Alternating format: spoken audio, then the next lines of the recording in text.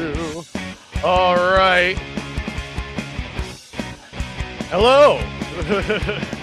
Welcome to the Rough Report Live. It is 8 p.m. It is Thursday night. We are here. Nat, you are here. Thank you so much. Right, just in time. You made it just in time. Yes, of course, Nat and I reporting from Ottawa, Ontario. Jessica there in Steeltown, Hamilton, Ontario. Yes. And oh boy, the news just never stops. It never stops. The never-ending flow of bullshit. Yeah, definitely. The thing happened today. With Pam Bondi being fired. I have some thoughts on that. I know Jessica does as well. Like right before the show, I think you made a pretty good insight on that. I just said I think that they're just going after the women. Like I feel like Tulsi Gabbard is next. I think that's why they put them there. Yeah. Oh yeah. The glass cliff. You know. Yeah. Put a woman in front of something that's about to fail. Yeah. Classic. Now, I think there's for me, I was kind of looking at it in a different direction. Like getting rid of the women. Like I thought that's why I thought it was such a good point because I wasn't thinking about it that way at first. But like when you made that comparison to The Handmaid's Tale. Oh yeah. Yeah, because I'm not familiar with that story. I have not watched it, the TV show. I have not read the book. Okay, I'm actually only loosely, kind of culturally familiar with what it is. Yeah, in the story of The Handmaid's Tale, before the government takeover, they use women, they prop up women in positions of power to basically get some more people on their side. These are the white women saying, no, women's place is in the home, yet they're the ones speaking in front of thousands of people. Eventually they end up being forced back into the home too. So how convenient. And like on top of that, the thing I noticed is like there was a couple of like kind of conveniences here that led up to some things. Like I feel like, I was discussing this with Sean, actually, who I think is going to be joining us on the show next week. But when I was talking to him about this, he pointed out, he's like, I think the White House was asked to comment on the Kristi Noem thing. like her husband turning out to be a cross-dresser and being outed for that. The press probably had that story before officially publishing it, and of course, as they tend to do, they reach out for people for comment beforehand. So the White House got wind of this before it was published, fired Kristi Noem to get her out of the picture before it was something they actually had to directly address with her in that position. Now that she's sort of out of the picture, the pressure to address, for the White House to address it is kind of off, right? So that was awfully convenient. And also it seems like she's just going to get like another gig. You know what I mean? It's not like, not like her political career is over. She's not like losing as a result of this, right? And I'm sort of feeling the same way about Pam Bondi because, of course, when the firing was announced, Trump got a golden parachute already. Yeah, exactly. Trump was saying, "Oh, she's accepted a wonderful position in the private sector." Isn't that nice? So now that she did her duty. She did everything that was asked of her. So this media framing that it was because of her failures, because of how she mishandled the Trumpstein files, and all this is why she's being outed. And it's like, no, she did exactly as she was told, and I think her firing. If they were gonna fire anyone over like mismanaging, they would have fired Kash Patel. Yeah. You know what I mean? I mean, look, he is next, right? I can't say chronologically, literally next, but it's right? I guess time will tell, but like in my estimation, this was like almost, to me, it feels like, thank you, Pam Bondi, you did your duty. Here's your reward in a cushy private sector position that's now going to be out of the public eye, so you don't have to deal with this stress anymore. And you're probably going to make 2-3 times as much. At the same time, obviously the people that they put in these positions were already loyal to the regime, but I think what we're saying about having the women there as the fall guys. I think that it was partly to, as with the Handmaiden's Tale, to make women the baddies first while they're enacting all of these deeply horrific, misogynistic, misandristic policies, so they can be the first face of failure. Yeah. Mm-hmm. So like, I'm sure that's not the only reason, but I'm sure that like absolutely played a part, because otherwise, why would such a misogynistic well, and if she wasn't like appropriately rewarded for the amount of like deliberate lying, sure, but like, she's one of those useful idiots, right? Like they I feel like they got to give her something, because it's like they want to keep her in line, right? Because she still has all this info. She could probably spill a lot of shit if it's just like yeah, so like, none of this is going to change her allegiances. I don't think she's like a Marjorie Taylor Greene, in that she's going to suddenly have an awakening. I think she was like, I don't think Marjorie Taylor Greene suddenly had an awakening. No, I think she has some principles. I think I she just has some principles. Like, it's just, there's certain things she actually truly believes, I feel, and it's weird. Yeah, and it is like, it's a hodgepodge of like confused political ideas. Yeah, it never makes sense with her, but whatever it is, she stands on it. But you know what? Who that reminds me Marjorie of? Taylor Greene. Of her kind of having a confused political outlook that ends up just like landing in right wing extremist ideas is the guy I talked to on Sunday. If any of you were watching that or haven't watched it yet, please. That happened while I was driving, and it's only once I landed that I pulled it up from Hamilton, and I was like, "What am I missing? What is happening?" Yeah. Well, like I said, even when I was talking to him, I think people, like, as unusual a guy as he seems in terms of his like political beliefs and outlooks and the things that he says to other people and on the internet, and then you look at people like Marjorie Taylor Greene, or like the average thread where conservative people are being obnoxious. He's not an unusual guy in that respect. These are common people. This is what common sense is added up to, is the just a confused hodgepodge of ideas that you don't really properly negotiate in your own heart and mind. Well, I mean, that's because Bush failed children with no child is left behind. He's like, if we were left behind, if we leave them all behind equally. Yeah. Oh wait, who's I hear meowing. Oh yeah, sorry, that's Gore. Is that you? Okay, I was like, I couldn't tell if it was coming from Nat's mic or yours. No, I assumed it was Malibu outside the basement doors. No. My mic sensitivity isn't that high. I don't think you'd be able to hear her through my mic. No. So like, and then of course, why didn't I have something pulled up for this already? I don't know. But yeah, anyway, just to circle back to Marjorie Taylor Greene for a second. So I'm not saying that she's like come over to the good side of the left. I'm saying that like, I think that when she went in, she was so lost in the sauce that she has been had some of the veil lifted, and it's really shook her. That's what it seems like. I don't think that is going to make her become a good person. I don't think that. No, that's not what I'm saying. She's still anti-Semitic. Yeah, so like, I'm not saying anything like that. I'm not saying that she should run as Democrat for the next presidential election. I'm not saying anything like that. What I'm simply saying is, I think that her change is entirely different from what we're going to see from either Kristi Noem or Pat Bondi, because those women seem just knowingly in it, right? Oh yeah. Like knowingly from top and bottom, they know exactly the kind of evil that they're in bed with, and they're fine with it because it's useful for them. Yeah, and at this point, I feel like if you're in Trump's admin, on some level, you're going to get fired eventually. Like, I feel like, so, at that point, you're probably, when you get a position, you're negotiating, you're out already anyway. Oh, yeah. Yeah, like, they saw the first administration, right? Yeah, like, they know what's happening.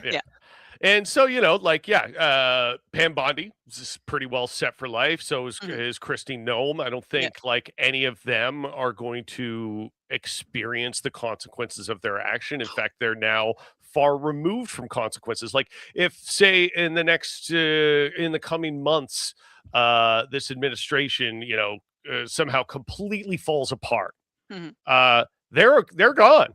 They're scot free. They are, they couldn't imagine a better outcome for themselves. I feel like. I mean, there were some arrests and charges from the Trump first term, so it's not entirely outside the realm of possibility that they could actually get caught up later if there is a later outside of this administration. So it's not outside the realm of possibility for these folks. Yeah. Well, it definitely helps. I imagine being like, the ardent public defender of the pedophile elite does carry a certain stress and anxiety, right? I fucking hope so. Yeah. I hope they wake up screaming every fucking night. Yeah. Like if I have to feel anxiety because of nuclear fallout, like you have to feel anxiety for something. Come on. Right? Yeah. So of course, I mean, as we were just talking about Kristi Noem here, a jarring image that you do not expect necessarily from this,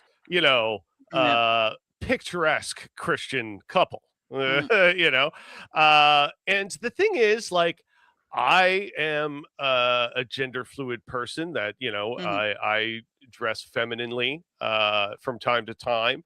I like embracing that sense of myself. I think it's fun. I think playing with the concept of gender is a healthy and good thing for society as a whole. So, I don't think anybody's dissing this guy. They're dissing his proximity to the administration that is actively targeting and making trans people illegal. Yeah. Yes.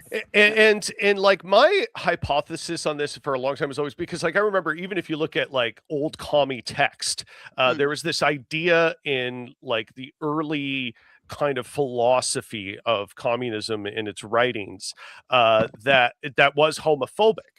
And because they, in that point in time in history and where they were coming from in society, they described homosexuality as a perversion of the bourgeoisie, that it was only the upper classes that could engage in homosexuality. Like this wasn't something that was acceptable or something that like a working class or poor person could do without being ostracized from society. But of course, if you are rich or nepotistic or have these connections or are part of, the upper classes of society, you could get away with it.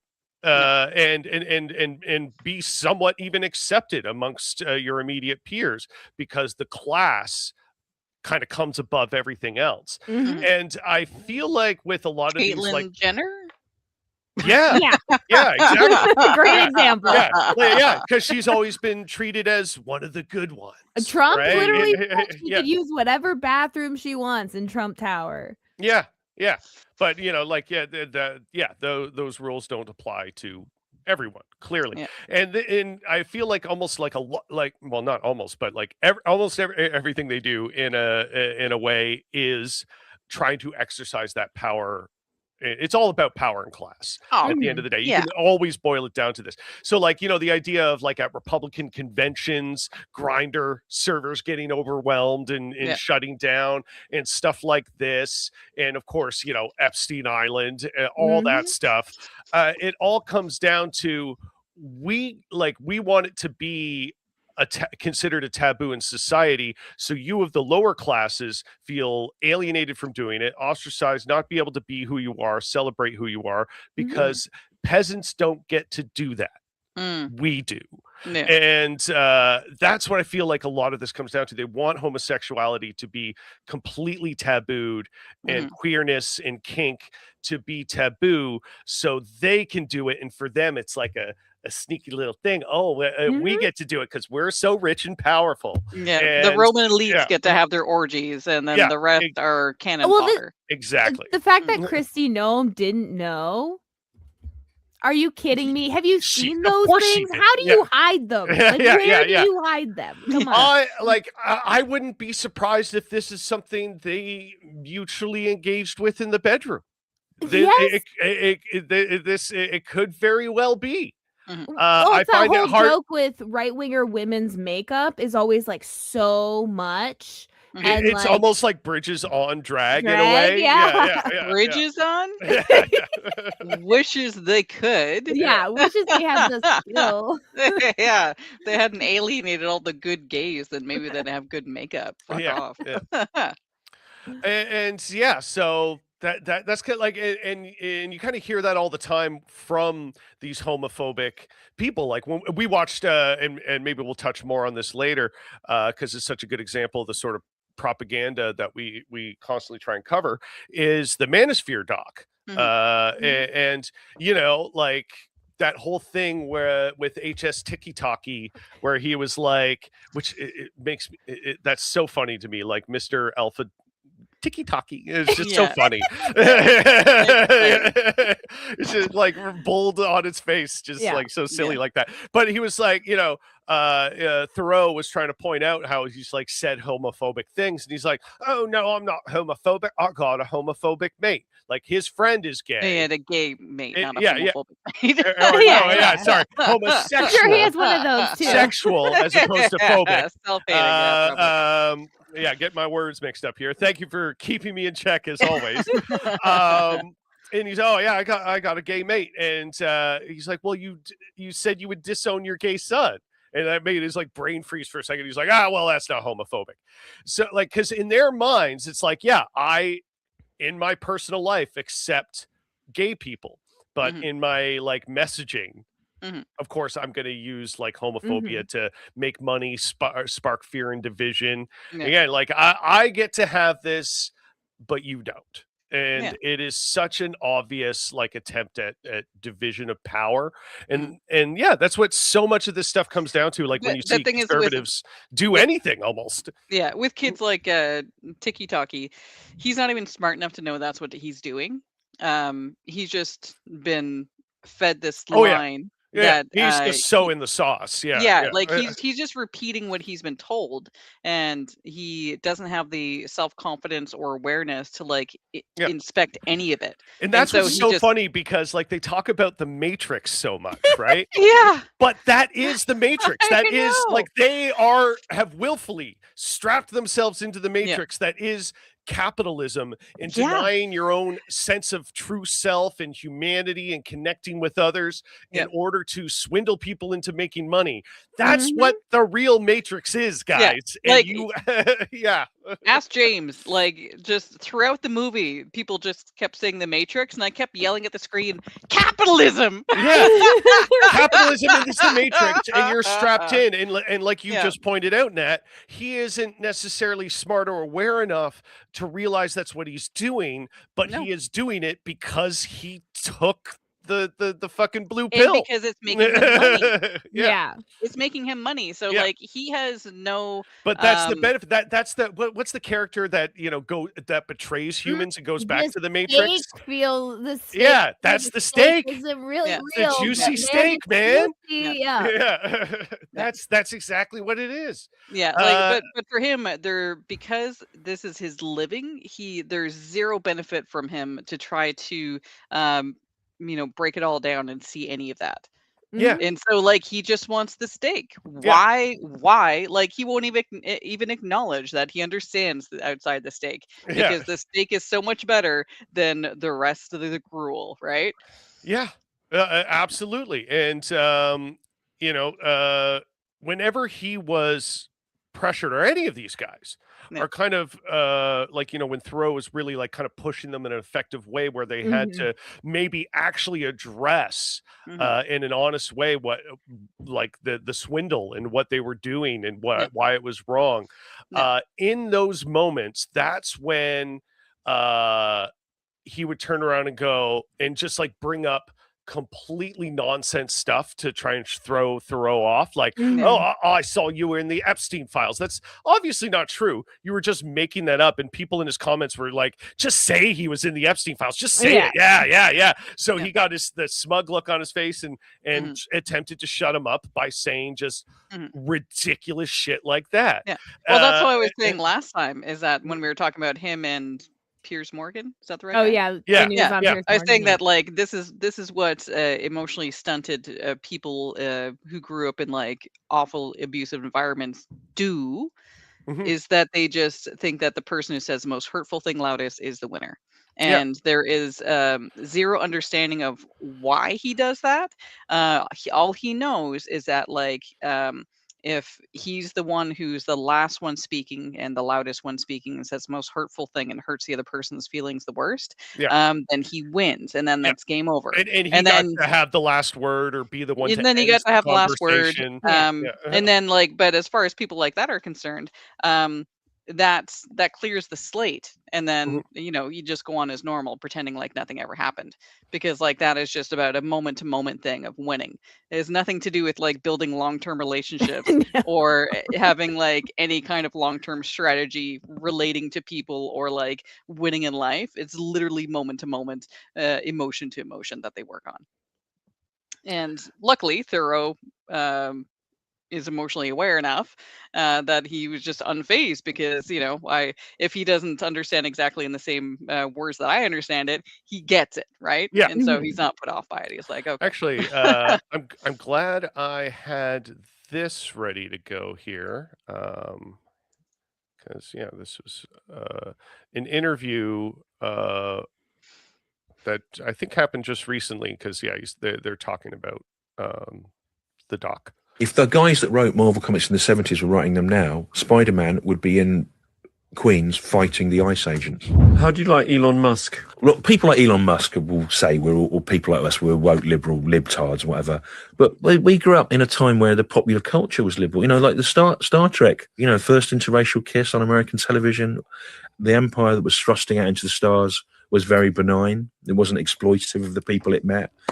And then, Marvel comics. I always think about it. I love Marvel comics in the 70s, and they were written by working class Jewish autodidact anti-fascists and LSD taking hippie dropouts. And their agenda was very progressive. And it's really weird to think now that they're owned by those massive corporations that play lip service to Trump. If the guys that wrote Marvel comics in the Okay, so he's just repeating the line that was at the beginning. I hate it when they edit this way. I know. which is writing them now, Spider-Man would be in Queens fighting the ICE agents to protect the immigrant community. True, yeah. And Miles Captain Morales. America would have hung up his shield like he did when Nixon was in and gone undercover. Yeah. That's what would be happening if those people were writing them now. Like, I think I don't know how current he is with comics or like the MCU and things like that, but they do touch on those things, but they don't do it as blatantly and bravely as they used to. That's for sure. Like, you haven't seen it yet, Nat, but I've been watching Daredevil Born Again. And what is happening in that show, and how like this anti-vigilante task force is definitely like a commentary, a mirroring on ICE and just police brutality in general. And this idea of like, what it takes to have safe streets and how promoting that message is often a very deceptive power grab from those who are in power.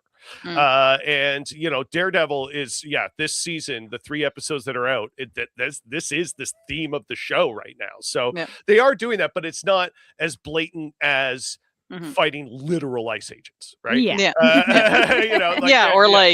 Punching literal Trump in the comic, like they're punching literal which I think really sucks because of like media literacy nowadays. You have to hit people over the head with it, because like how many times is like left-wing media, like by like the 3rd, 4th season, they're like, guys, this is not for the right wingers. We're talking about you. Yeah. And all the right wing fans You are mean like, The wait, Boys, is right? this show about us? The Boys. Yeah. The Oh, Boys it- is one of them. Hunger Games. Like The they Boys is starting co-opted soon, that. isn't it? Like The what? Sorry. season finale Yeah, of The Boys. yeah, it's coming that's out soon. Yeah. that's the last season. That's Series coming out soon. finale, yeah. It's just like you have to hit them on the head, or they think it's for them. Like Yeah. they think they're that side. I mean, The Matrix yeah. and Punch Soap, So sometimes aka Fight Club. Fight Club, yeah. You sometimes you can hit them over the head with it, and they don't see the point anyway because they just don't want to. You know, Yeah. it's inconvenient. Well, it's like to the them. guys who are upset with Tom Morello from Rage Against the Machine. What the fuck did you think the Machine was? This guy has been an obvious Marxist. An obvious the whole Marxist. time. Green His Day. entire life. Yeah. Yeah. Green Day. They're like, when did Green Day get political? As if they don't Yeah. have a whole ass album called American Idiot. Yeah. Like, Yeah. and even before that, like American Idiot was like explicitly political. yeah, that's the hitting Right? over the head. Yeah, That's yeah. But even and I remember when American Idiot came out, there were other punk bands, and I think they were just trying to do the punker than thou thing. We're like, oh, American Idiot, they're not addressing problems directly. They're being too vague, and I wish they would the messaging was more direct in the music. I feel like they're beating around the bush because they're trying to be safe. And it's like, no, there's some pretty direct stuff in there, but also for them, I think they were like trying to tell a story of what it was just like to be a person growing up in that period. Mhm. Yeah. And also it's music. yeah. They're, using literary devices and, Yeah. creating a scene. And a But theme, even right? that, like one of their biggest songs ever off of Dookie, She Yeah. is explicitly a very woke feminist Mhm. anthem. Like he wrote it Yeah. because after like dating a woman that was like taking like feminist studies in college, and Mhm. he had this like interesting discussion with her, and it inspired him to write that song. And so like it's always been there. It's crazy to think like, people are like, where did this come from? And jeez. And well, it's almost the same thing as like that false idea around, I think I saw, who was it? He's one of the right-wing schlubs. His first name's James I can't remember it. I can see the tweet in my mind. But he was going on about how it's crazy to remember the 90s when all this stuff about race and PC stuff, this wasn't a problem. Like, none of this Rodney was an issue. King. Yeah, exactly. The LA riots. Yeah. What are you talking about? If you could simply search. We still had residential schools in Canada. They closed in 96. Yeah. Like, despite the fact that there has been multiple riots in LA throughout my lifetime, if you type into Google LA riots, those race riots will be the first result. Like this is not, there's always this sort of like weird blocking out nostalgia, just because you maybe saw a comedian on TV being racist in a way that probably wouldn't completely fly today, but you saw that and it gave you warm memories. Yeah. And that's why you view the world or history that way. And it's it's crazy that people are able to have that cognitive dissonance. Well, it's that whole propaganda thing, right? It's like make America great again is so stupid. Yeah. And but so catchy that people hook on that. It's like okay, you can say when America maybe was great for you. Yeah. But like there was so But much the shit you going is like on. so yeah.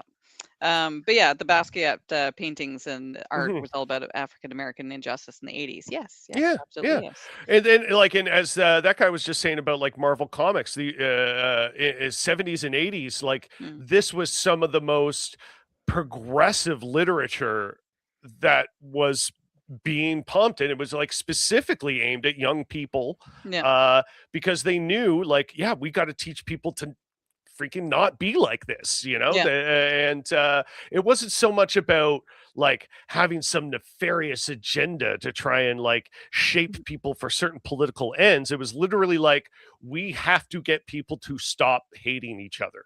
Yeah. And stop lynching each other. Yeah. And it's so funny that like, and sad that people, despite all that literature, all that history, all this frame of reference that we have, that, you know, the powers that be that own the media, the billionaire class, who are all explicitly right wing, can you know, pump their messaging out there in such a way that I still have people in my comments on my political posts going, "Oh, the left-wing owned media," and it's like, it almost like makes me have a fucking stroke when I hear that, because I'm like, left-wing media? What left-wing media? Who? Where? Who? Where? Where? Right now, there is an obvious mainstream propaganda campaign to completely smear Hassan Piker. Oh, The amount that has been pumped out there trying to smear this guy, because he says free Palestine, fuck Israel. There's Democrats actively also coming out saying they are not going to be on Hassan's stream. And it's like, okay, so you say you'll be on Joe Rogan's stream. So you're giving grace to the right wing, but no grace to the left and like, wing. when's the last time on like a CNN panel or MSNBC that you had an honest to goodness, self-proclaimed communist or socialist having proper airtime? Yeah. When's the last time you saw that? Like, actually, the most you get is Pierce Morgan.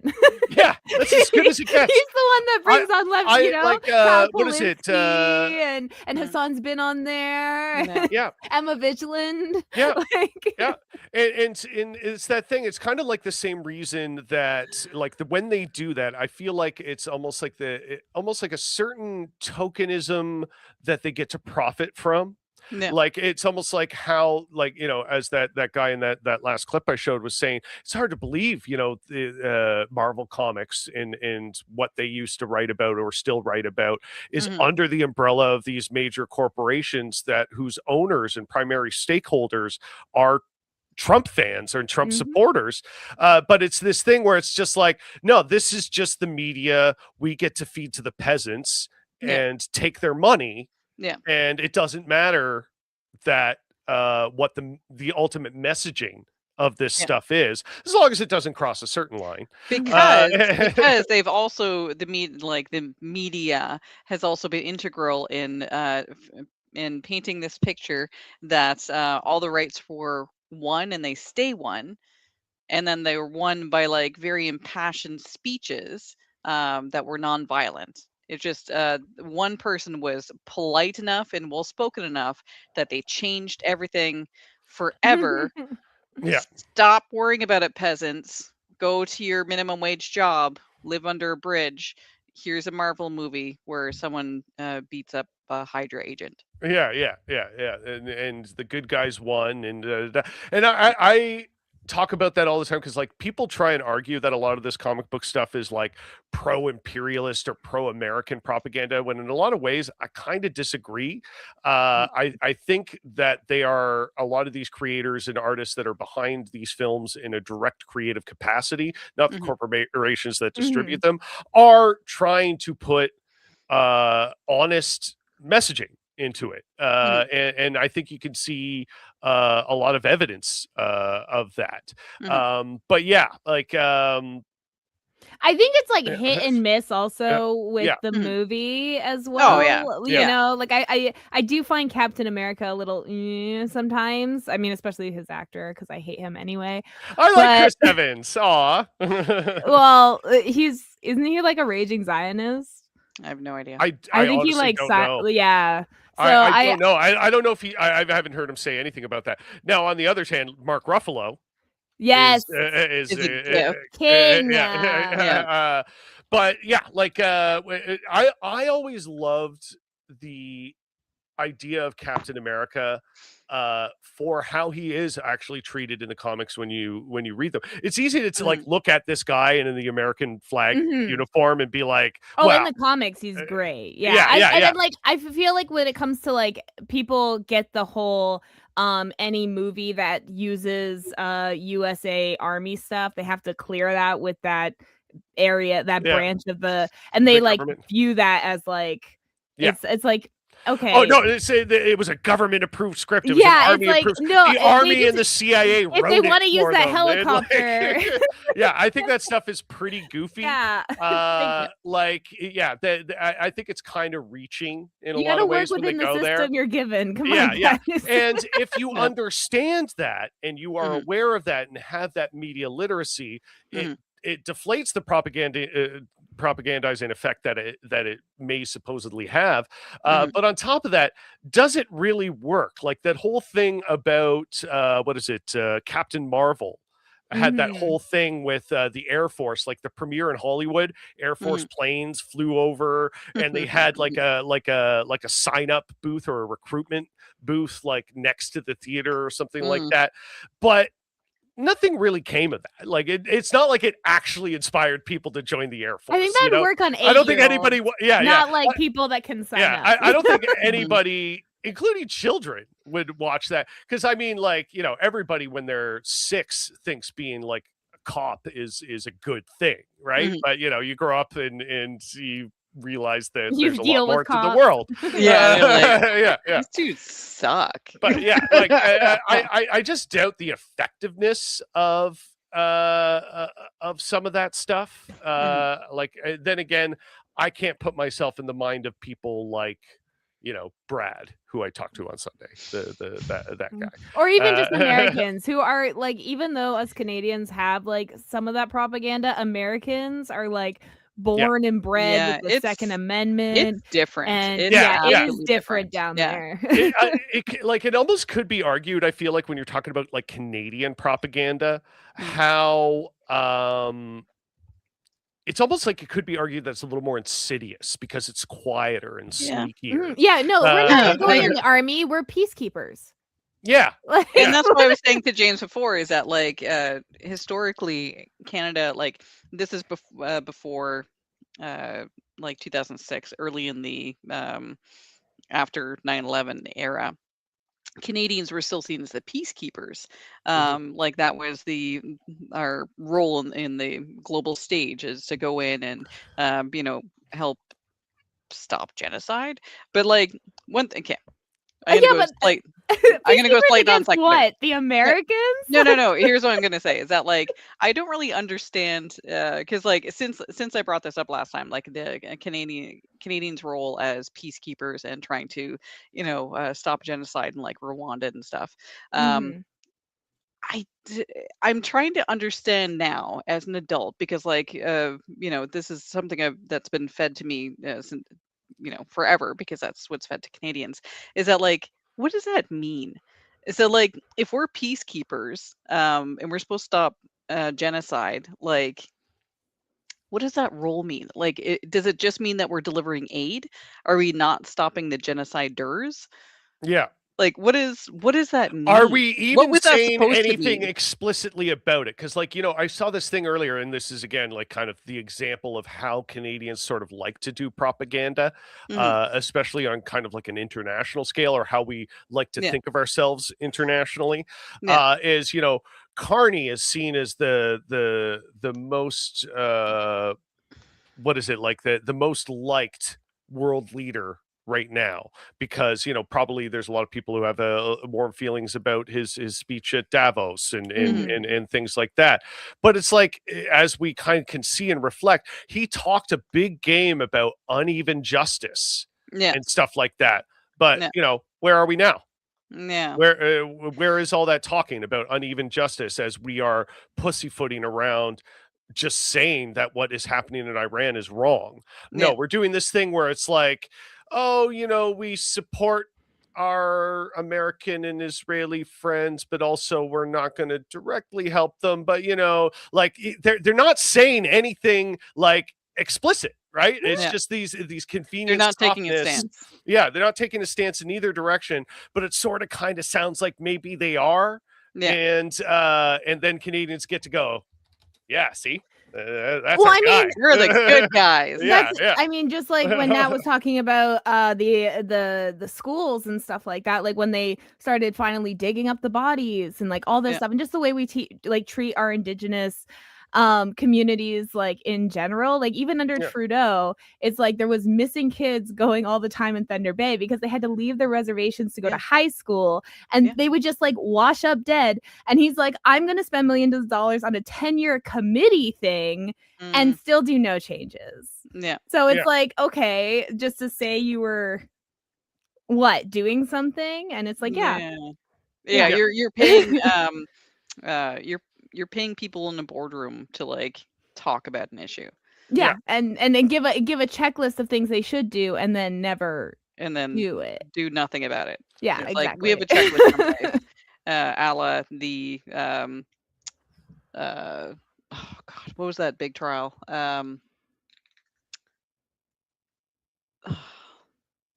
Missing and murdered indigenous Oh, women. yeah. Yeah.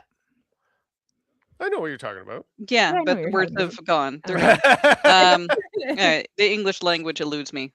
All language eludes me. Anyways, but yeah, so I recommend Romeo Dallaire's book, Shake Hands with the Devil. I'm actually not familiar with that. Yeah, if you want to give us like a little summary of what that's about. I mean, based on the title and what we were just talking about, I could probably make some contextual connections. Sure, there, but like it's yeah. we were talking some very broad things. I was gonna say yeah. Seven Fallen Feathers by Tanya Talaga actually talks about that whole committee and said the 7 missing children in Thunder Bay that started that. So Truth and give book Reconciliation. Holy shit, recommendations. I okay. love Yeah. books. Yeah. Sorry, Truth and Reconciliation. That's what I was trying to come together with. Truth and and Reconciliation. How much have we reconciled? Yeah. Fucking really? Other right? than just lip service. Yeah, they still don't have clean water. Yeah. Right? You know what? Flint, Michigan got clean water before the indigenous communities in Northern Ontario did. And to me, it's like, I again, as Canadians that love to feel like we're so much better at taking care of our people than Americans are. We are. Like what kind of flex is that? Like the horrendous conditions of Flint, Michigan got fixed like what 10 plus years ago. It was I think it was during Obama's time when they actually finally corrected that. I'm not. I'm not familiar. Yeah. But yeah, they're like, it's such a uncomfortable fact that we as Canadians collectively delude ourselves into thinking that we're better somehow. Okay. Sorry, I was just reading about there we go. The UN peacekeeper head Canadian during the Rwandan genocide. Oh, that sounds genocide. Okay. Yeah. Oh, okay. Thank you. Cool. Interesting. Because like just from the whole context, I wasn't sure where that was leading, and that was leading from, like I said. Yeah, but I might have to check that out.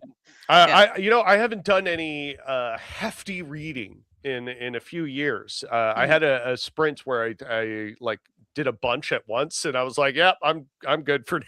Yeah, I have a reading season. I can only read well outside, so I have reading season. So once spring starts, I can sit on my porch, and then I just read 50 books, and then when fall comes, and then I'm back inside. Yeah, with me driving so much, I listen to audiobooks, and I need to listen to something that isn't going to make me want to drive off a bridge. Devna also listens to audio. Yeah, I need to have something that like maintains my will to live when I'm doing these long drives. I don't think I can go into like nonfiction of any of these topics while I'm driving. So maybe once I've stopped driving. Well, Dusty Butts there. I know you are doing hefty reading right now because he was reading Capital. Das Kapital, which is hefty stuff. Obviously, And I only read that once. yeah. Well, you only really need to read it You once. only need I'm a big promoter of even after you like read stuff like that, just reading other people's summaries of it and their breakdowns of it can help give you a deeper insight, or if there was anything you were confused or foggy on. You know, you got to Sometimes kind of they get expand on the idea. yeah, you they give know? good annotations or adopt it for a more modern sensibility. Yeah, I was gonna say if you take yeah. more like modern sociology, like Yeah. sociological theory, it's still just building off Yeah. of that, you know. But you know, as some of the people in the comments and Nat was saying, audiobooks could be the way to go if you're you know, eyes are just can't handle it anymore, you know. I've been reading. I've been trying off and on for fucking years, like including through COVID. I've been trying to read The Great Crash, 1929, from Oh yes. John Kenneth Galbraith. But yeah, again, it's just when big stressful things are happening and they never stop. And I don't. I now have paid vacation, but I haven't used any yet. I've been like treading water for so long that I haven't had the energy to like do any of this deep reading. That like I would like to, but at the same time, you know, shit just keeps happening and I can keep treading water and capitalism. I'm constantly like I either read nonfiction, which is terrible and sad and horrible, or I read horror fiction, which is love horror terrible fiction and when I'm sad driving. and horrible. So I'm Yeah. like, I'm just in a state of mind. I wonder about like horror, listening to horror and driving, because it's like, what if you get to like a scene where it's like, and then on the highway, you know, like, and you're like, that's me right now. You know? She didn't look at her back seat after the last rest stop. Driving along a rickety, loud big rig, and then you look to your right, and there's an 18-wheeler there. You're like, yeah, okay. So she turns on her an audiobook, you know. Yeah. Oh man, somebody's got to like make something like that, purposefully craft it for that moment. Yeah. Yeah, it feels like a skit of like, you know, all the things that you're doing. And then she turned the audiobook down a little bit to see if there's anyone in the back seat. And then she turned it back up again once. And then there he was.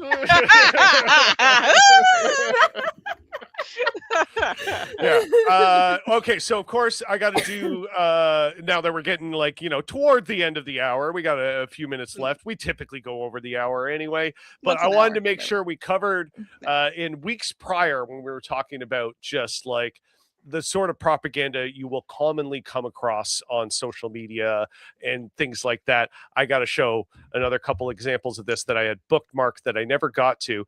This one, some folks will remember from perhaps their Instagram feeds from a few weeks ago. I know the memes were going around about this. You know, speaking of reading, you want to see somebody who definitely hasn't done a lot of it. It would be this kid right here. And yeah, so I guess they were being questioned on again, one of those things where they're questioned, but there's no actual consequences that are going to come of any of the questioning. But I guess it's nice that the public has this knowledge, even though, you know, nothing's going to come of it. No. But yeah, just listening to this kid talk and how propagandized he is, and it does relate, I think, largely to the Louis Theroux Manosphere doc, because the type of people that grew up on that content. These are cogs, this right? kid right here. Yeah, these are cogs in the wheel, right? This is so scary having a 16-year-old son. You know what I mean? Like, I have to like. Yeah. I worry about my nephew with this all the time because I worry about my niece. She's 19. She's dating in this cesspool. Yeah. Like, I'm not happy about that. Yeah. I told the first time I met one of her ex-boyfriends, he said something like, I'm a conservative, and I looked at him. Oh, they're not dating anymore. Okay, good. No, they're not. I looked him straight dead in the face and said, I will kill you. Meeting with them. And then you know what? And he's gonna turn around for the rest of his life and go, "This crazy liberal." Yeah, the crazy gay aunt. Oh my god. Yeah, but seriously, my greatest wish is that my niece's partners fear me. Yes, they should. To be fair, most Yeah, of these yeah. manosphere guys do fear women. Like, not quite enough. obviously. Not enough. Quite They- obviously. like they fear their mothers. They like can't talk a certain way in front of their girlfriends. Like, Yeah. like you know, it was very like okay, pussy. Or where their girlfriends are invited to a conversation he doesn't have control of, and they get to actually have thoughts that they say out loud. Yeah, they're afraid of women's thoughts. Yeah. Absolutely. Yeah. And and that's why they want to dismiss them, like, as Brad on Sunday. Women aren't logical; they're just in their feelings. Stuff Says like the that. most illogical person. Exactly. If I were operating follow a only straight line of logic to save his life. If I were operating only on my feelings and not on logic, do you know how long ago I'd be in jail? I would have been lobotomized. Are you kidding? Like, So, yeah. I have to operate on logic because I'm surrounded by things like that. Like, let's hear how logical and not emotional or bias that this person is. Important income to support their lives. No. I think it was more important to reduce the federal deficit from $2 trillion to close to zero. Did you reduce the federal deficit? No, we didn't. This is a history of the HIV/AIDS prison movement and its legacies in the United States. My book project narrates how activists fought the convergence of HIV/AIDS and incarceration from inside and outside prisons across the Reagan through Clinton years, and argues that this organizing holds legacies in the prison abolition movement of the 1990s to today. This is one of the grants that you or Mr. Fox identified as craziest at NEH, is that right? That's right. And to even just like the use of the word craziest. Just like that was like a box that they checked. Why did you identify this as one of the craziest grants? Because it references feminist and queer insights into prison abolition and LGBTQ studies. Any other reasons? No. because he doesn't actually know what any of that shit means. No. They're Exactly. just scary words. He has been told for a number of years of his formidable years of his life where he is shaping the outlook of his world. He has no sense of depth beyond this. It could not articulate why that is crazy. No, but the thing is that like he's smug because he doesn't have to articulate it. No. Yeah. There's, as you said, there's no consequences for this hearing. Yeah. So it doesn't matter that he doesn't articulate it, and he fucking knows it. Examining military service from the margins, the complicated service discussion series will bring together veterans and community members to examine the experiences of service members who identify themselves as female, Black, Native American, LGBTQ, or an immigrant, the dynamics, reasoning, and strength behind serving a country that does not always serve you in return. Did I read that correctly? Yes. You and Mr. Fox identified this as one of the craziest grants at NEH? Yes, it appears so. Why did you do that? Because it explicitly says LGBTQ. Do you have any history in, like, let's say, because it explicitly says, like, the fact that these interviewers, you don't see in this clip or any clip as far as I've seen, why is that crazy? Yeah. Like literally what is insane? Articulate that for the folks, Yeah. scholarly peer review? No. Okay. So, but this judgment call was made by you and your personal judgment combined with Justin's personal judgment to cancel grants based on DEI. Yeah. Based on your feelings. You made decisions based not on logical feelings. Yeah. Yeah. Not based on logic, based on the value that this provides to See, people. like And people can say, I use logic. I use logic. Like again, Fuck Brad. off. Yeah. I am logical. I apply logic to things. I think logically, and Yeah. then just observe how everything is funneled through how it makes them feel. Yeah. Mhm. Yeah. Literally. Yeah, and like maybe that's what do they in some deep caveat in their mind where they have a soul feel that where they're like, yeah, taking over taking over care of the poor would make me feel good, but I've been told that's not reality, so I have to fight against that.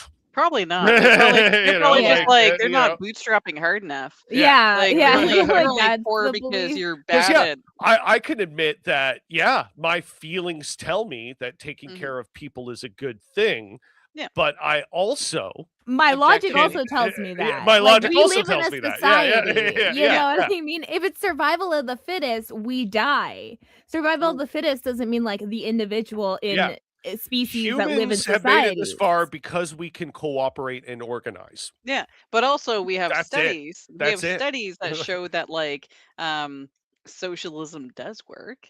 Yeah, We have studies absolutely. that show that there Well, are I mean, better. they wouldn't have to spend billions of dollars in propaganda and pumping all this We're putting nonsense into the minds of the youth, embargoes, or yeah, like putting in economically strangling embargoes, purposefully starving people.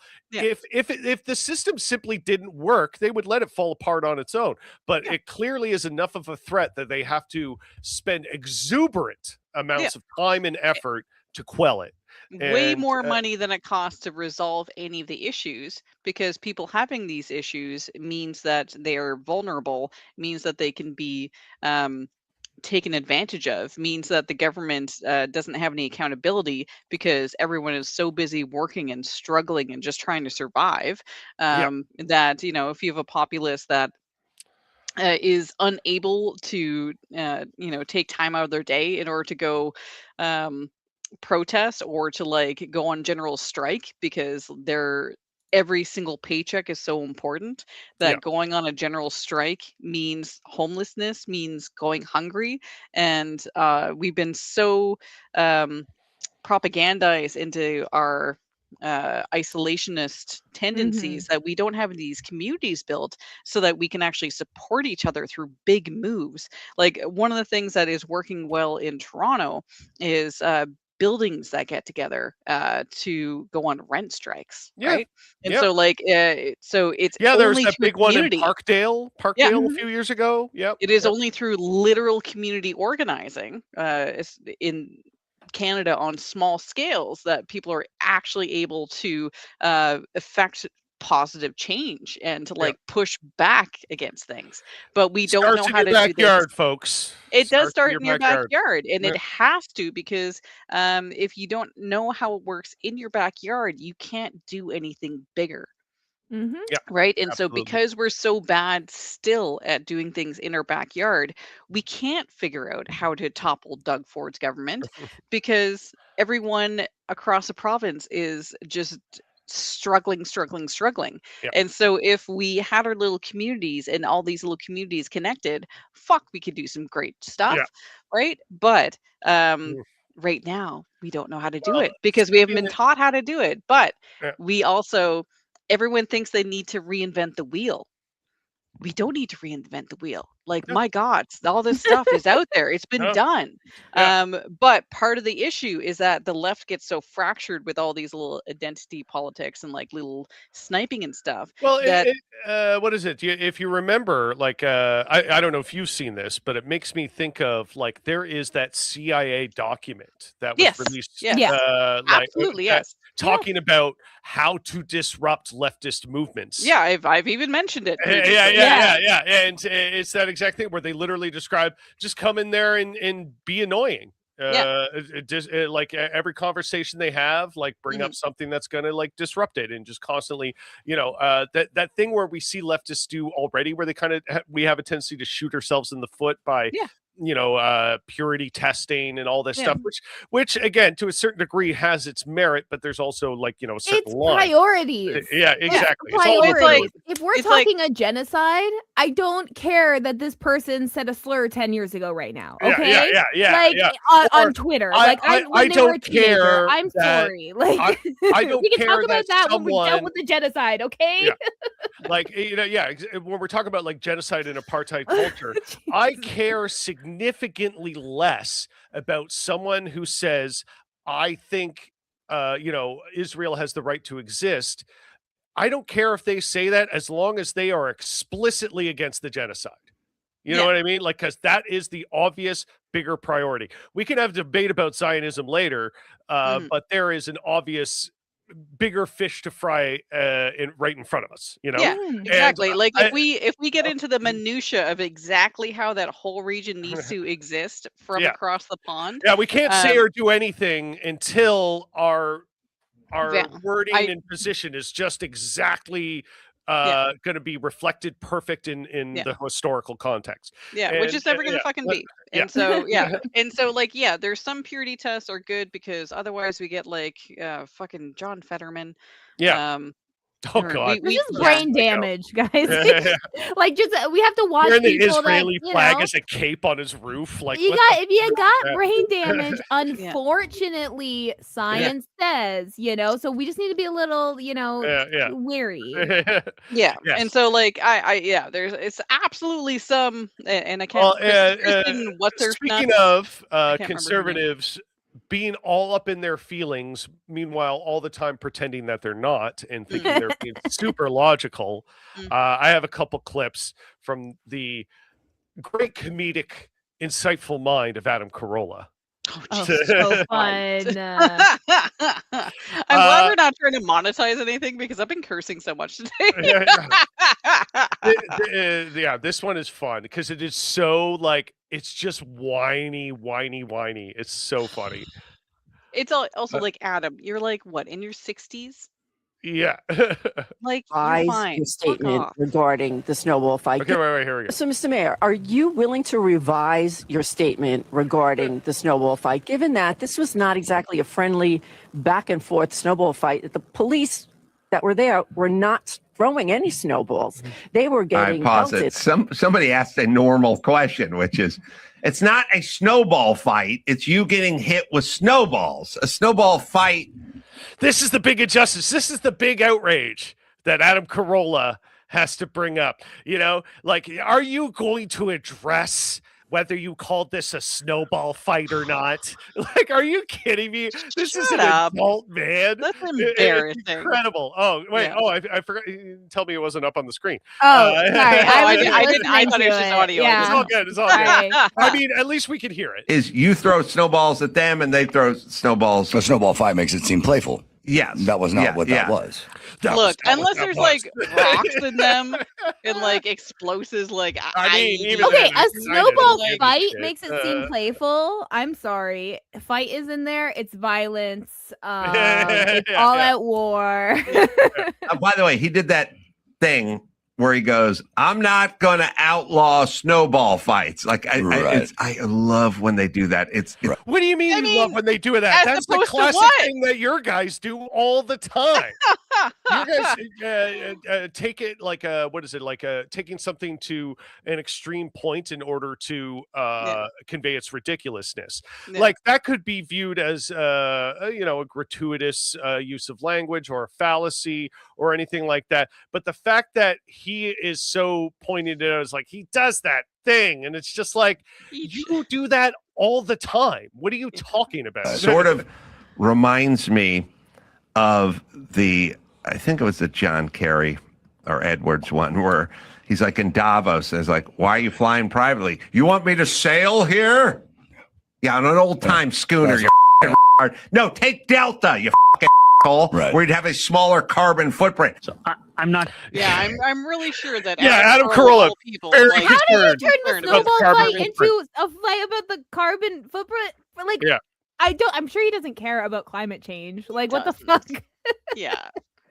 And I mean, like, does he care about, yeah, like all the people he is obviously politically a fan of, taking private jets everywhere and stuff like that. No, Like, is he you don't, following you honestly don't care about this stuff. Yeah. What are you pretending to? Like, is he following Elon Musk's jet tracker on Blue Sky or anything? Like, I highly doubt it. Going to be banning snowball fights there or it is. organized snowball fights. She didn't ask you to ban snowball fights, and she said, "Why do you keep calling it a snowball fight when these guys are being pelted with snowballs and not throwing?" Okay, wait. Sorry, pelted. Adam Carolla.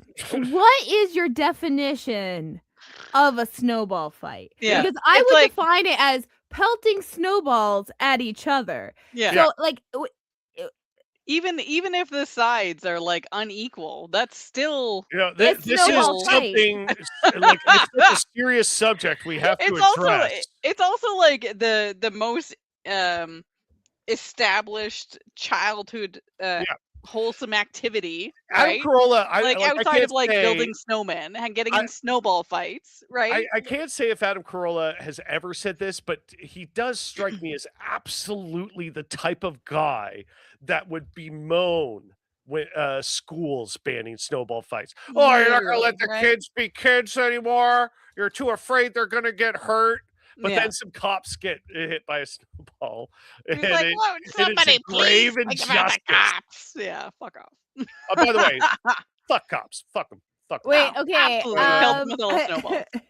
I'm just trying to see if there was a response from him about like schools banning things. Oh, yeah. Continue while I do a research. But also, It I want to seems talk. like the type of thing he would open his yap about. That's for sure. Absolutely. You'd be like, oh, back in my day, kids played hockey in the streets, or like road hockey in the streets, and like had snowball fights and stuff. Whereas nowadays, everyone's stuck inside. No one can do anything. So let them throw snowballs at cops. What the fuck? Yeah. Okay. We should also discuss, I think, briefly, Trump's most recent little speech that turned into he is sundowning so fucking bad. When was this? What do I have to? pull up here? his speech yesterday? Yeah. Yeah. About what? Oh, he did an address to the nation. Yeah. Oh, okay. He really didn't say much other than they're gonna turn Iran to rubble, and then he just bragged. Yeah. About the rest of it. but he's just like so I'm a bit older, and so I'm probably better memories. Well, anyway, I probably remember clearer Bush during the Iraq War and stuff, and I remember mission accomplished, right? Mm-hmm. Do you know what I mean when I say mission accomplished in terms of Iraq War? Yeah. So like, these kinds of gaffes are not unique, but like, holy merciful poop crap. The difference between this administration and their messaging on the war that they've started unprovoked. Oh yeah. It's just like the amount of blatant lies. Like, what is it when it's not even blatant lies? It's just like complete in your face. We're gonna blow them up. We're gonna blow up their desalination plants. Like I remember, what is it? We're Like just a gonna couple commit war weeks crimes. ago, like in just like because it's clear they're trying to, pump out fear, confusion. This is part of their propaganda machine. But like the one thing that's stuck in my mind that feels like there's so many things that Trump has said that is like just so, in a sane world, it would be considered so unacceptable that he would be immediately removed from office for saying or doing it. But the one that really got me recently was when a journalist asked him, it's less like, well, you said this wasn't a war, but also that you've already won the war. Yeah, that's what I mean. And like, which one is it? And Trump was just like, you could say both. Yeah. And it's like, how do you not just, like, as an American, completely fucking lose your mind when you hear that? Because that his so base is enraging. like, yeah, he's right. That's deep. Well, and like his thing today was saying that like thinker. his thing yesterday was saying basically like, yeah, we can't fund Medicare because we need to pay for this war. Oh, that's the state's responsibility. Yeah. Oh, yeah. No, we can't do it all. Yeah, that's what he said, And also, by the way, the explicit fascist dream right there, the government takes care of nothing but cops and military. Yes. That is like a explicitly fascist end. Yeah. Right there. Yeah.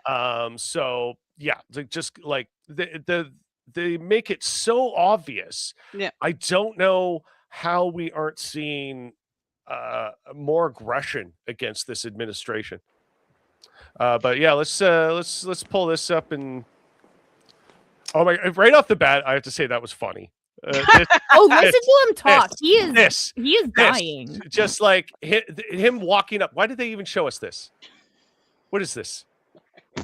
Well, he's addressing the The nation. theater of it is weird. I know. Thank you very much. My fellow Americans, good evening. Let me begin by congratulating the team at NASA and our brave astronauts on these. Oh yeah, we went to a successful launch. Successful launch. I watched it yesterday too. We'll be traveling further than any manned rocket has ever flown, and will very substantially pass the moon, go around it, and come back home from a distance that has never been done before. It's amazing. What? Okay, 1969 never happened? Well, they are going further than the moon. Yeah, they're orbiting their moon, they're but actually they're going going like a around longer it. trajectory. Yeah. So yeah, that has never been done before. But the thing that gets me this, and I don't want to be a party pooper because I know people love space shit, but I'm sorry, why is that exciting? Okay. I mean, this is where we disagree. I think I think What are we getting out of this? Okay, well, science. It's okay. Yeah. For the record, a lot of great technological advances we use in our day-to-day lives were developed by NASA for space travel. Oh, sure. And that's continuing. Yeah. So like I don't want to see billionaires pay for a fee to go like orbit a little bit to like but I'm fine with like NASA publicly I just sort of funded have space this travel. like hang up with that we continuously deprive people on Earth. I don't think it's one or the other, though, right? No, it shouldn't be. But I don't think it is. But it is. If they stop funding NASA, that money's not going to the poor people. No, in terms of NASA budgets, NASA budget is like nothing compared to military. Yes. And so if I was going to take from anything, like keep funding NASA. But that's the thing. Like military. it isn't one or the other. But they do kind of treat it like that because, as you just saw him go, oh, we got too much going on with the wars and stuff. He's just saying that he's lying. Yeah, he's lying. he's also but that's part of the propaganda. NASA. Yeah. So While defunding don't fall NASA. for the propaganda, Jimmy. Yeah. Don't fall for So it. like, But, of all the areas to cut from, like, I think that NASA is a worthwhile thing to keep investing in because, like we do get some like really awesome, cool scientific data and information from that. Yeah. Because if an asteroid's hitting us, I would like to know. Well, yeah, but the thing is, would be like, pretty we interested- well, you know what, do just, not like- fund that. We do not like observatories right now. Can only. So if I agree. you- We should fund NASA Yeah. more. There we go. No, Thank you. We all agree. Not what I'm getting at. Not But what I'm you getting should at. be. Yeah, we should defund the military a bit. I and am fund NASA just- more. I agree. I am Yeah. just of the mind that what was the point of this mission and what did we get? out I of it? think the money from Marvel movies could also go to poor people. Yes, absolutely, absolutely. No, honestly, but- I think that we need to encourage scientific curiosity, and I think that things with NASA, for instance, is great for the innovation that they like. You need to come up with new inventions in order to like get people out to space. It is so hilarious that one of the issues that the astronauts are experiencing right now is with Microsoft Outlook. They're having an issue where they've got two versions of Outlook and neither works. Anyways, Microsoft, you shit the bed, you suck. Anyways, I think that technological innovation, I think that we should very much invest in that. I think that we should invest in scientific curiosity, even if it like doesn't come to any specific end. I But think scientific why- curiosity is worth investing in. What I think that where we should be stingy Mhm. is not science. I Yeah, think we should yeah. do that. Like even if some things turn into be like, it wasn't actually science. Like, Yeah. I'm the same way where I'm like, let's give everyone UBI. If some people abuse it, I don't give a shit. I have the same attitude towards like science funding. If some things turned out to be junk science, you know what? Just give us the data, and then we're just like, you're full of shit. We're not going to keep funding you. cool. Mhm. But like, I want this scientific curiosity, especially in the fucking age that we're in, where Mhm. people are taught to be stupid and to Mhm. not be curious and to like Mhm. not try to figure things out and try to discover new things. I think NASA is such an easy entry point for people to be curious, to want new answers, to want to fund science. Yeah, In I general. just want to last little bit. According to the NASA government website, some fun inventions we got thanks to NASA doing science for spaceships. Memory foam, smart foam cameras, scratch-resistant lenses, current water filtration systems, Yeah. and Yeah. cordless power tools. Nice. But the So thing is about all of those things Mhm. is they are not they're products sold. Yeah. Tax dollars pay okay, that's for a them. capitalism problem. Then we're Yeah. talking about a Yeah, socially yeah. funded thing. But that's the thing. I think they're kind of one and the same because we like use NASA as sort of this thing where it's like, yeah, science is cool and stuff, but and same with medical research. A lot of the public pays for medical research, where then the benefits of that research is Okay, but immediately that's a handed problem over with to the private. capitalism, not a Yeah, problem yeah, with yeah, Yeah, NASA. yeah. that's not a problem with Yeah, the it's a funding the fundamental research. problem. That's a But problem with the end result of the research. when Who gets to own it? yeah, I would be say like I don't know. I'm a lot more curious about other things than Like the just ocean. yeah. Oh. Yeah, like that's my thing. But the When it thing, comes to outer space, it's like there are things that I think are a lot more pressing on Earth that we If the ignore. option was that ending a food crisis across the world or NASA, I would choose ending the food crisis. I but mean, that's not it the could be, option. could but be. even that, But like, Uh, even that who's can gonna make that, intersect. Jimmy? Who's gonna make logically? Who's gonna do that, Jimmy? Yeah, Not like us even right I now. mean, even that can intersect in like in these the harsh environment of a space station. How do you grow and maintain food? That absolutely can relate to the ground, to home, yeah, to yeah, like how do you grow food in like really harsh unforgiving environments, yeah. and how do I you highly recommend the video game Outer Worlds, by the way, because this is what it's about: I believe you. capitalism in space. Yeah. So Ooh. Yeah, I just, I don't, I fundamentally have a distrust for how we treat this stuff. I feel like But that's it's that's almost after the science. You're yeah, that's having the a mistrust of capitalism the problem. result. That's not the NASA problem. it is yeah, like I agree. Like I'm Mm. not saying, but I think like it's gratuitous in the face of mass suffering to be slinging rockets around the moon. That's what it feels like to me. Yeah. I think slinging drones and missiles around the Earth is actually more of Yeah, that. yeah, well, absolutely. So Absolutely. I would That's argue so like fundamentally wrong. Yeah. But it's like that If like that is so obviously wrong. But it's one of those things where it's like, I don't know. I feel like our priorities might be a little out of whack. But that's And not the whole it gives me priority. pause. yeah. That's like such a tiny priority, but What it's a is? big Sorry. deal. Is it no, like NASA? Like there's such a tiny priority. There's such a tiny funding blip in the whole of the U.S. Economy. Whereas like just from regular people, the results that they come back, if they can show some cool shit, then it's just it's basically the getting people interested in science Mhm, in general, right? mhm, It's like mhm. that's why they made a big deal about the first trip to the moon, about Mhm. Neil Armstrong. And this is why NASA summer people like camps. Yeah. NASA summer camps. This is why people like David Suzuki had like his TV show, The Nature of Things, just to get people like curious and interested Yeah, in. that's the thing though. I'm a lot more interested in Earth, I guess. Like, Then what it's is it? not for you. And I don't know. I just think people should reconsider because, like, or at least take a moment to think about how, a NASA launch costs about $4 billion. Sure, but a lot Eh, of things cost a lot of things. yeah, sure, sure. And money's not real anyway. We just And made it money's up. not real. Yeah. Yeah. And they've already spent more than that on the Iraq war. Yeah. Yes. Whereas Absolutely.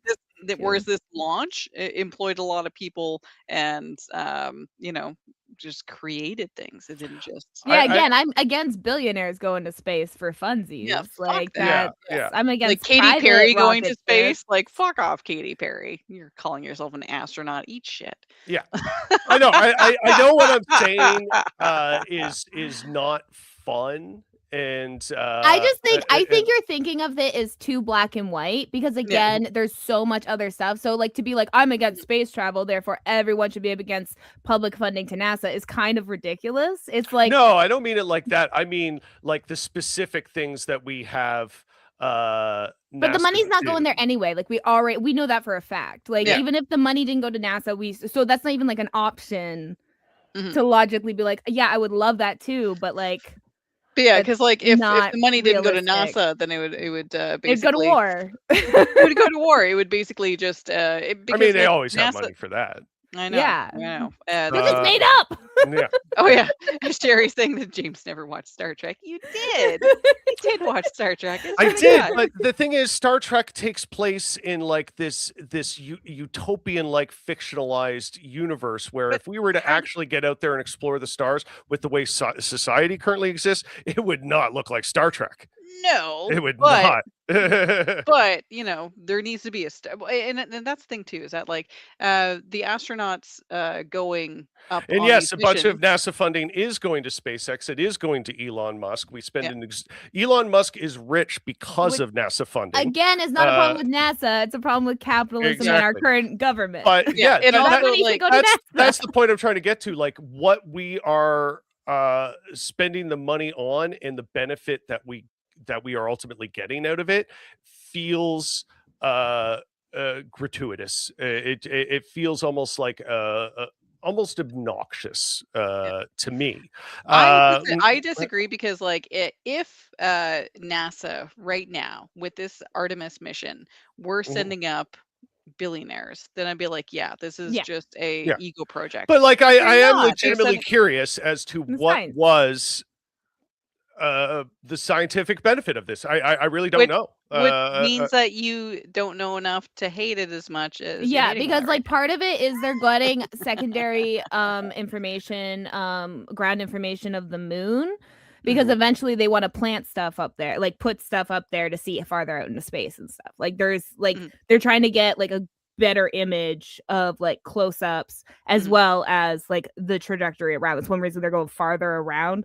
I don't know the science lingo. I just watched the space mission live yesterday, but it's like they're taking they're getting research while they're up there. It's not like they're just like riding around for fun. I mean that's exactly why astronauts research actually is like in the fact that this and again this is a capitalism problem but like the messaging and the education behind it, because when you get guys like Trump going up there in front of the camera, it's very go America, right? I mean, he's going to do about everything that happened in America that had literally nothing but they're not speaking to people in a scientifically curious way. They're saying cool rocket.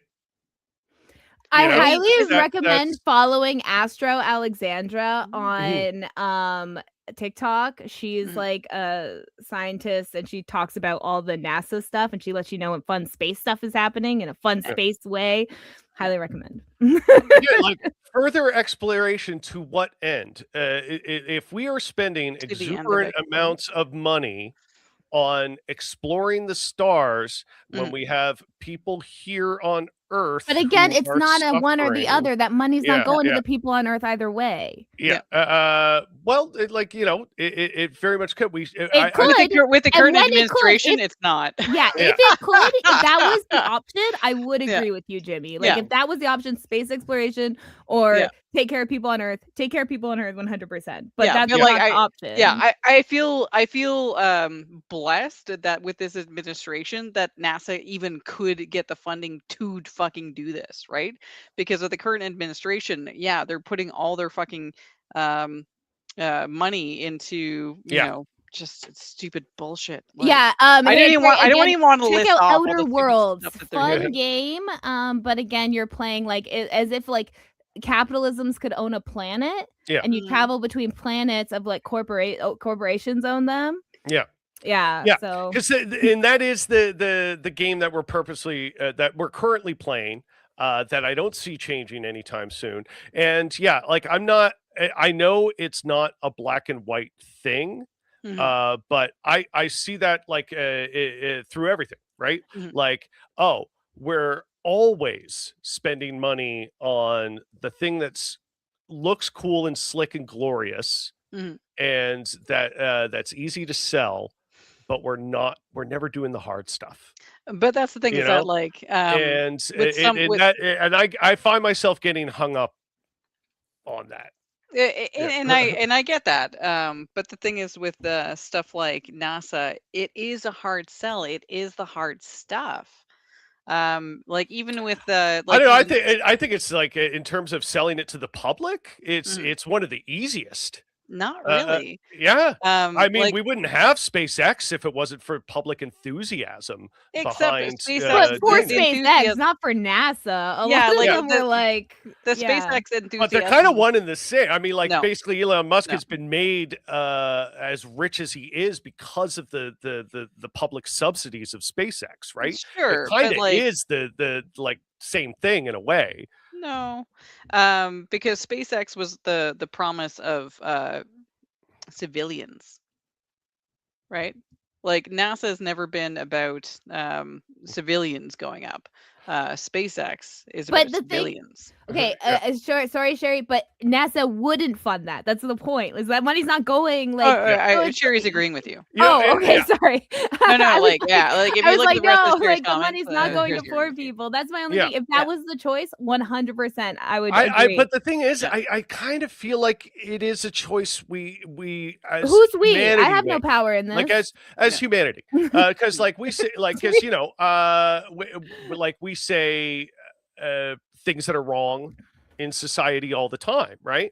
And even though there's nothing that we can do about it, I think like in a direct action sort of way, us talking about it, sort of breaking it down, I think like can be important. So it's like I get it because I want to believe this stuff. I want to like think that space exploration is going to be like the most important thing we can do. I don't think it's the more important thing. Yeah, It's just like I'm not cool that thing. like hard. Like I'm not like I'm not more gonna funding for them or defund No, I mean, anything I'm on saying like NASA. I would like to think that we have this sort of like humanitarian utopian outlook, but we don't. And I feel like just priorities might be a little out of whack.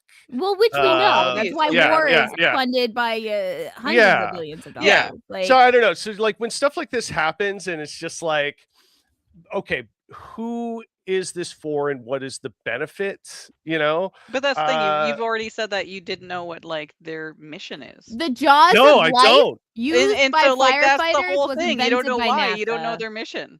But like Because they don't just send people up just because. Yeah. Because we know we can. That's not the mission. The mission isn't can we.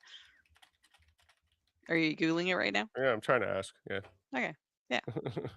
I'm just looking up things, but also before we end, I do have an Adam Carolla, so we can end on a fun Adam Carolla if you want to. Oh, Is sure. that fun? Is that fun? Well, remember how we talked about how he probably said things about. Oh, okay. It's a relatable Adam Carolla clip. Okay. So we were talking about how he was bitching about the snowball fight and everything like that. Yeah. This is him saying, why did they ban things in schools? They're not letting boys be boys. Oh, that's my screen. Yeah, you. Oh. Oh, heck. Wait, no, hold on. Yeah. Add to stage. There we go. I just want to make sure you can hear it. That this kind of masculinity was the cause of a lot of problems and vestigial, like unnecessary. Like we didn't need it. Young boys, all they want to do is wrestle with one another. They want rough play. And all male mammals, monkeys. So then let them rough play with the cops. They all do it. It's snowballs. They all wrestle. Essentially, that's what we do. I guess cops aren't masculine enough. Now, in recess, and guys are getting into it, and they're like, whoa, whoa, whoa, no, no, no, no, no, no. And the guy's running, and then no running in the hall, no running in the hall. And then you have these games like dodgeball, and like, we're not doing dodgeball anymore. So we decided. So, Buddy. he's a little double-sided there. Yeah. I need to mute myself. I've started hiccuping. You know, I gotta let the boys be boys, but you know, a couple cops getting pelted with snowballs. Yeah, yeah, they're not boys; they're men. Yeah. Let boys be boys. Let men cops hide be from cops. children with snowballs.